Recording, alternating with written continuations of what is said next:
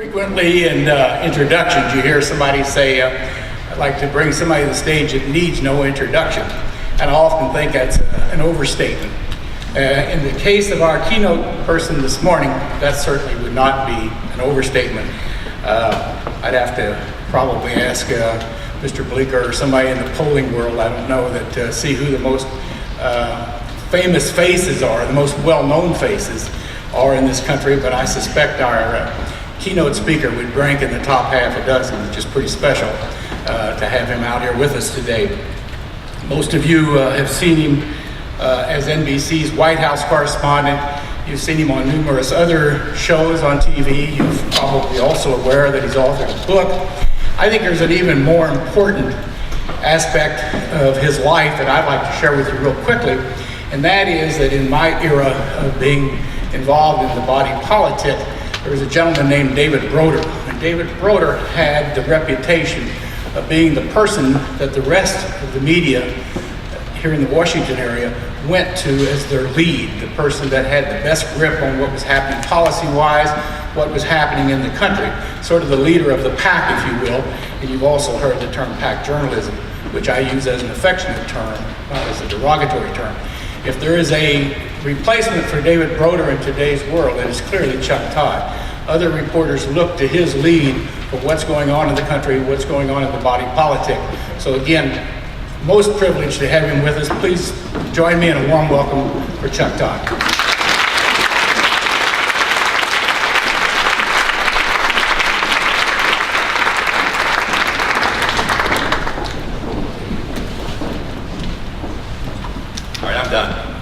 Somebody's going to compare you to David Broder, then my career is done. I want to go retire and see if I can teach my daughter to play the French horn. First of all, watching George Mason over the years, I have a lot of personal connections here. A close friend of mine I went to college here, was Dean of Admissions for a good chunk of time, Andy Flagle. The growth of watching George Mason over the last 25 years, and I hate to do this, and I know college kids hate this when speakers do this, but I went to college before you were born. And I just have to say that to myself, because it's sort of like this coming to grips that it's middle-aged that I'm in right now. About the only thing that might make me shave this beard is the grayer it gets. We'll see. More government shutdowns, and it's going to get grayer faster. But I have to say, watching George Mason, I'm a Virginian now. I grew up in Miami, Florida, but I have lived in Northern Virginia longer than I did in Miami, and at this point. And I tell you, this is just turning into one of the great state universities, not just in the state. So you guys have a lot to be proud of. So I'm honored that you guys invited me here to talk about a future, and it's interesting that we're talking communications, right, and not journalism. And I was talking to a few of you, and it was interesting to me that most of you said you're going to go into PR and not journalism. Part of me understood that, and part of me lamented that. Like, don't give up on journalism yet. You're supposed to go into PR about halfway through your journalism career, when you realize that you'd like to own a home, and you'd like to own a car without a car payment. But I actually think this is a pretty exciting time. Beyond the fact that I want to second the fact that I am glad to be here, because it has been a miserable 3 or 4 weeks doing my job. And I think I'm a lucky guy. I think I have a lucky job. I'm lucky in so many parts of my career. But watching the display, the government shutdown, it's been demoralizing. I'll be perfectly honest. I wanted to get into politics as a kid in 8th grade. I enjoyed watching my father, who's a big conservative, and my cousin, who I was really close with, who's more like a brother, big liberal, and they would argue about politics, and I'd be watching them do it. They would be maybe having a little nip or two. And I'm sitting here just wide-eyed about it. I read Profiles in Courage in 8th grade, and I just lionized all parts of government, and senators and members of Congress and the presidency, and you just sort of, you hold them in this high esteem. And I still want to do that.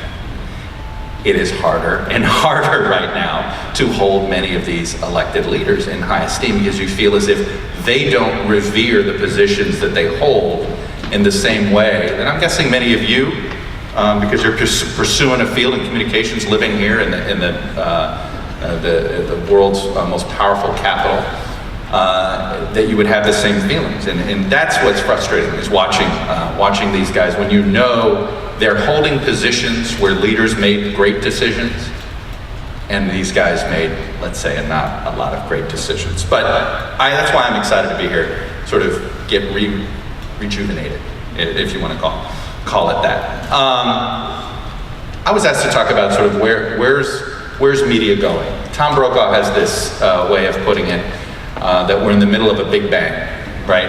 Everything is unsettled. I guess I would refer to it as we're in the middle of a great disruption. And I think that's pretty exciting. That means any of you could start your own journalistic enterprise, be taken seriously in 6 months, and have a success. Potentially, if you do good work, the barrier to entry for any of you to start your own news organization and suddenly become the it thing very quickly the barrier has never been lower. It's never been easier to do. I'm sure how many of you read BuzzFeed? If I'd asked this question 6 months ago, I guess now 9 months ago, it might be a year old, none of you would have. BuzzFeed is one of the most successful entrepreneurial journalistic enterprises that I've seen since the last successful journalistic entrepreneurial enterprise, Politico. I was involved in one before that called The Hotline. It is, and each one of them has become easier and easier to start. So that's, to me, the good news, is you're entering a time where it's never been easier to make an impact, to have some influence very quickly. But that doesn't mean you still don't have a lot to learn. You know, one of the more frustrating things to watch in some of these new journalistic enterprises is how many basic mistakes get made, how much the lack of historical context, the lack of experience covering certain things about a topic can pop up. But for the most part, I think it's been good. It's sort of freshened journalism again, certainly freshened up Washington-based journalism. And that's the good news. So I would look at this as an opportunity for so many of you. Don't go to PR yet. Come to journalism. But if I were to make a recommendation of what type of journalism to go into, I would say stay away from Washington. I mean, right now we're in a low period. We're the most over-covered capital in the world. We have plenty of reporters running around.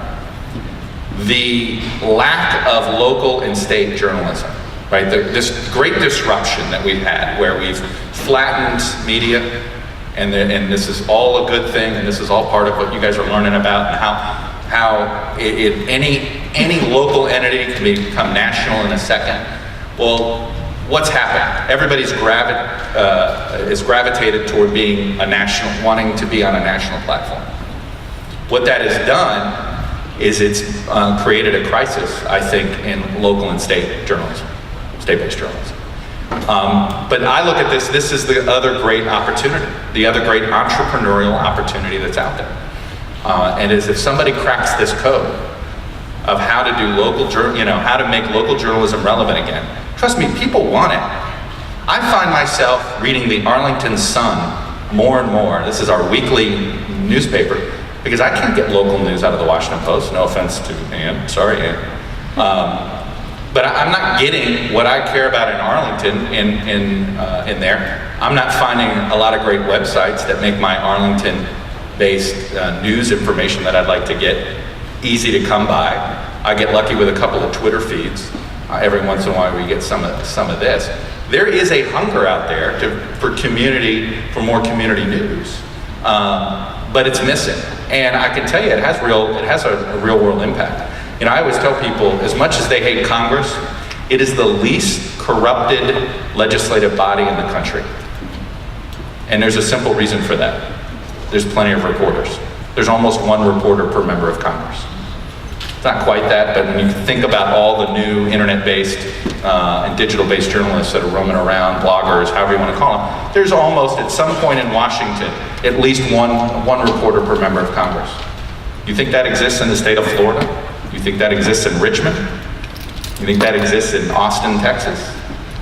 The more local you go, the less journalism that there is, the more corruption that there is. It's simple, right? The great way of getting rid of corruption in politics is to simply shine a spotlight, right? That's the noble cause of journalism. More than, right? Is that we're shining a light, bringing to light things, and just simply shining a light. And sometimes the mere presence will keep a political leader from not doing something stupid, or not doing something illegal, or not doing something on the up and up. And I've been watching as as more local newspapers start dying, local television, we see it in our own news with our affiliates having fewer and fewer resources to cover things, is that you simply have the elected leaders have less accountability, and there has been more corruption on the local level when it's found out. This is a great story outside of Los Angeles, Bell, California. And, it just, eventually the Los Angeles Times and the Orange County Register got onto this story. It took years, hundreds of thousands of dollars, millions of dollars ripped off from local residents and of taxpayer dollars. And it was simply this, because we have glamorized national politics so much that we're sort of losing track of sort of what needs to be done on a local level, and we need to have that. So that would be one of the things I would just recommend to people is don't be afraid. You don't have to be in Washington to cover politics. You don't have to be in Washington to cover government. There's a lot of needs out there that aren't being filled. And here we are in a day and age where it's so easy to start up a journalistic enterprise. And it's so easy. And I guess at the end of the day, somebody's got to figure out how to make money. And if you can make money locally, then you can do that.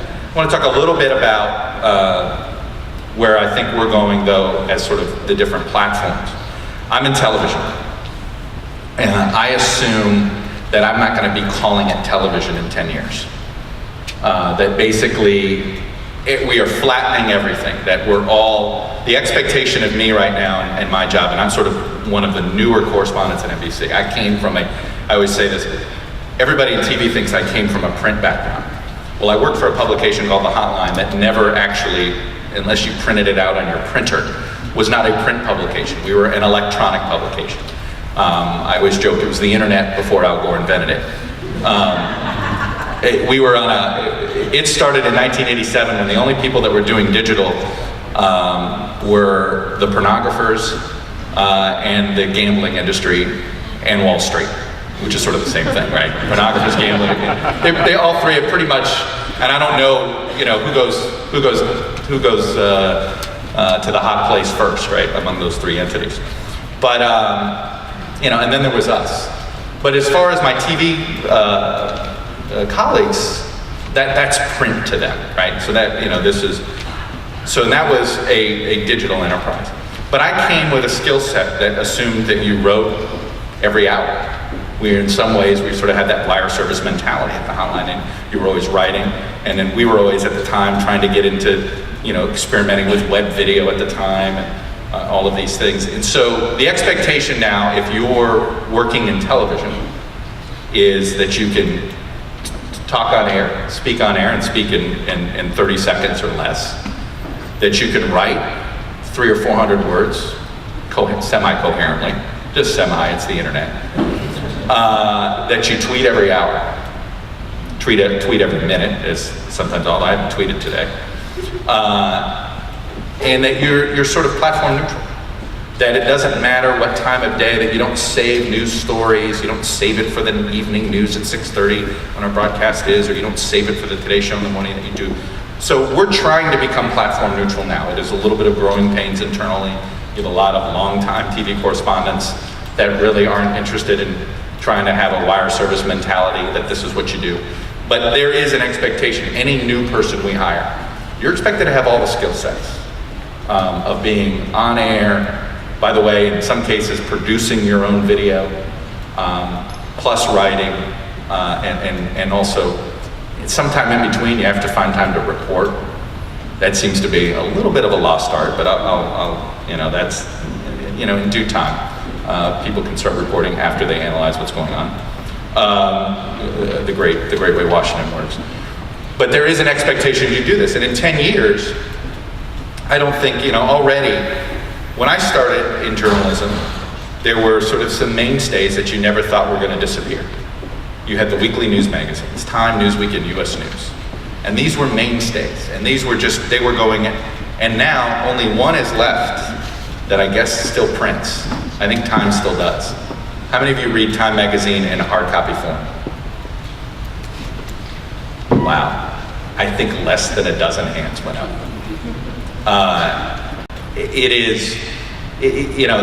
And this is something 20 years ago, if somebody said that those 3 magazines, 2 of them would be out of circulation as a print publication.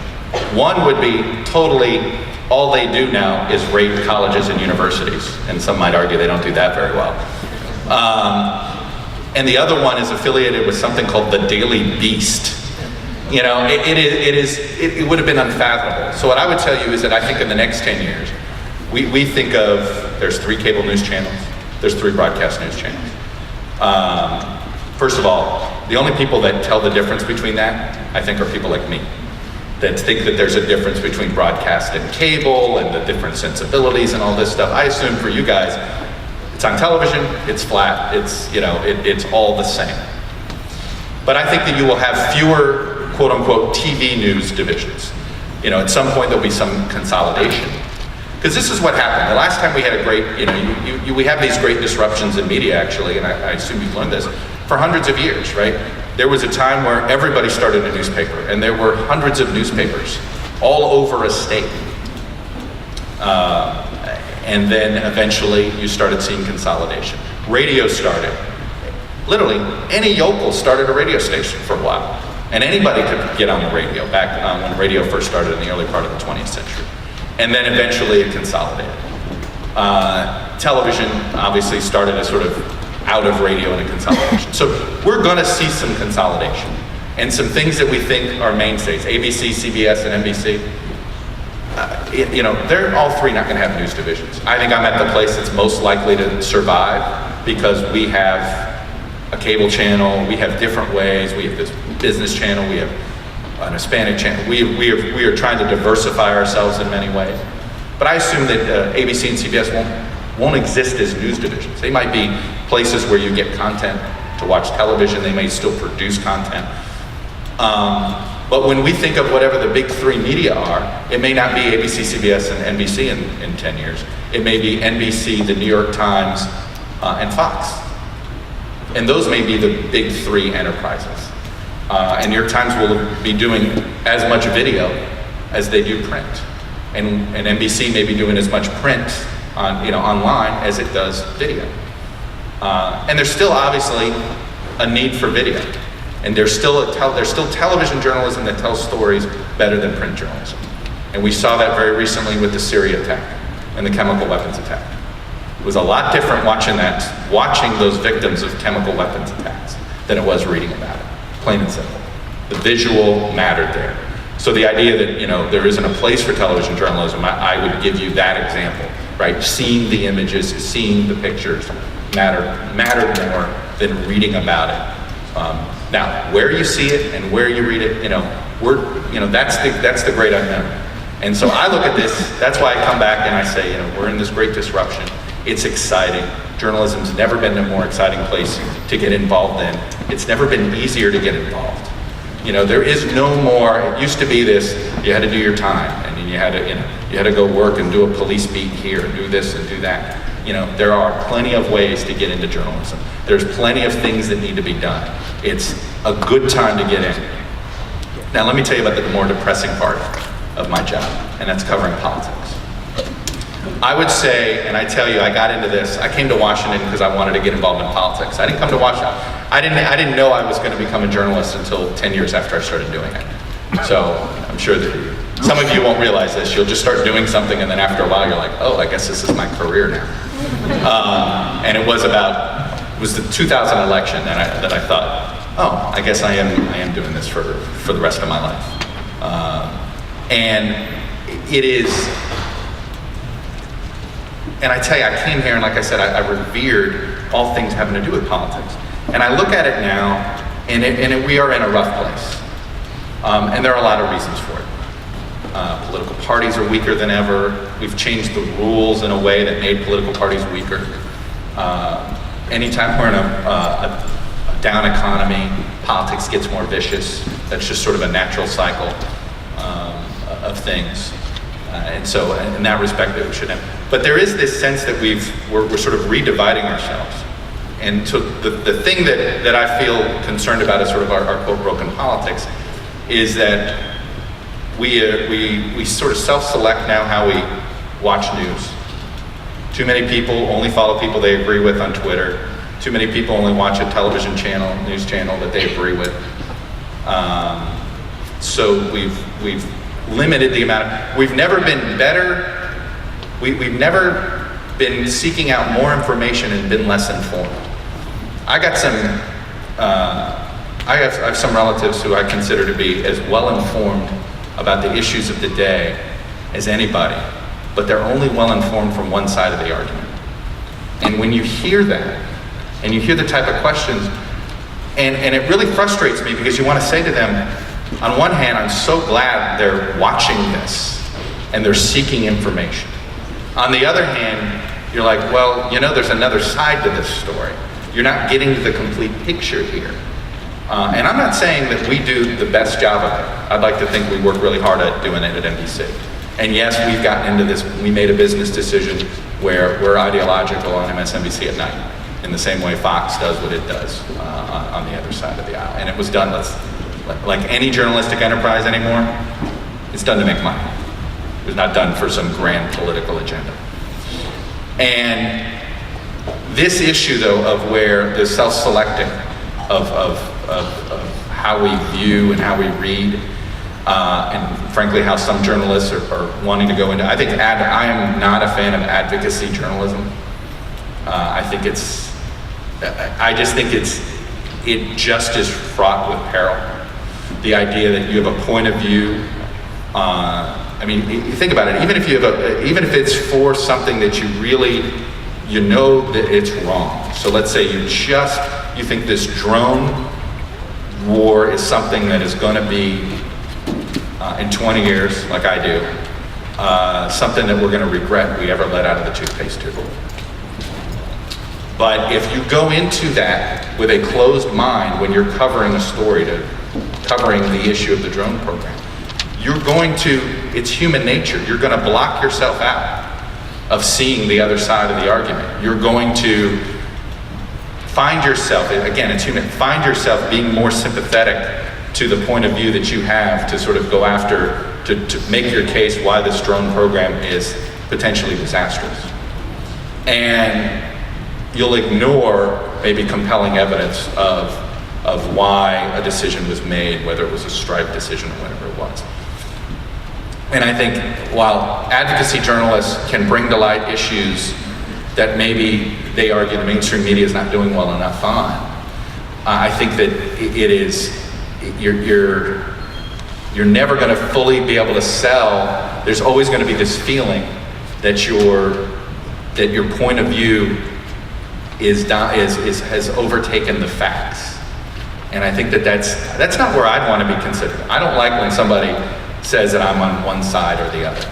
I always say there's no such thing as fair and balanced. They're simply fair. You can't balance the truth. You can't balance out facts, right? There's simply fairness. There are two arguments, and I think you should, it's my job, particularly covering politics, to present both sides of an argument, of a debate.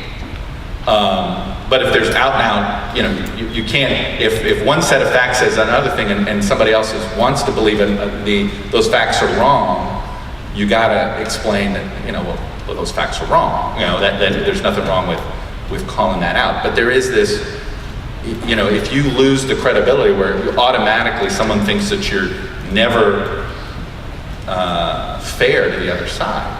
That's something that I take as, there's no greater insult to me. And it's harder and harder as a political journalist because you actually have commentators who it's in their business interests to delegitimize some of the mainstream media, right? Because it's for their own rise and for their own viewership and all that stuff. And so I get that. But I think the idea of advocacy journalism is only going to, it ends up hurting the entire media. Because then the assumption is all journalism is advocacy. And I think that that's a dangerous line for us to be walking, and something that I'm a little bit concerned about.